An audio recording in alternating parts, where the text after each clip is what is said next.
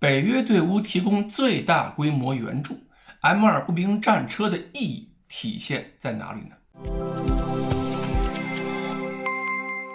各位网友大家好，我是刘小飞。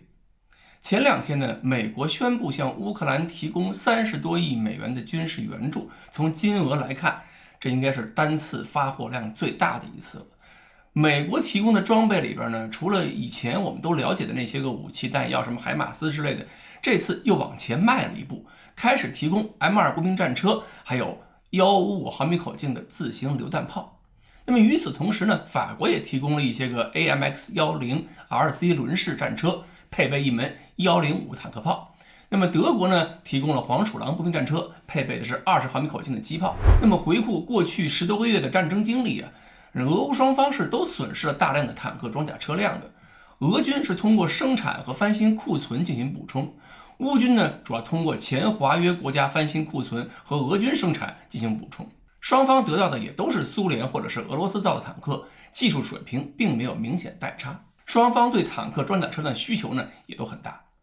现在有人评论说，西方这次给了乌军这些战斗车辆，意味着给乌军的武器援助进一步减少了限制。今天给了 M2步兵战车，那么明天是不是有可能提供 M12坦克、豹二坦克了？那么也许在装甲力量方面就要打破原有平衡。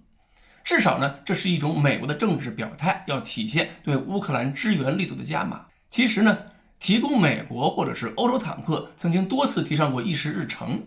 美国人呢这次没有提供坦克，理由是 M12的后勤维护体系乌克兰不具备，而且这个 M12燃气轮机的嘛，耗油量也确实太大了，给了也不好用。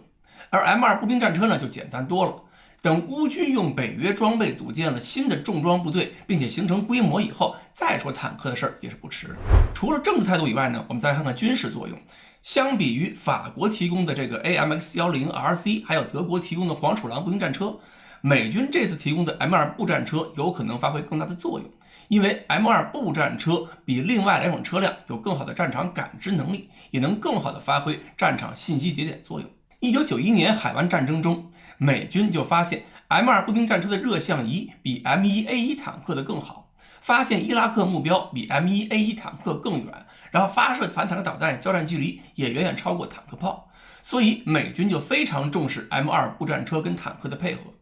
尤其是夜间作战 ，M2这种感知能力还有数据分享能力，在乌克兰战场上会让乌军部队拥有对俄军坦克装甲车辆的单向透明优势。它可以利用夜色主动出击进行猎杀，然后打了就撤。那么俄军要干掉这些 M2步兵战车，可能需要同样良好的夜视设备和反坦克导弹。不过俄军装甲兵的夜视设备长期落后，比较原始的那个主动红外夜视仪用了很久，后来开始进口法国热像仪，改变了一些落后状况，一些车辆得到了翻新。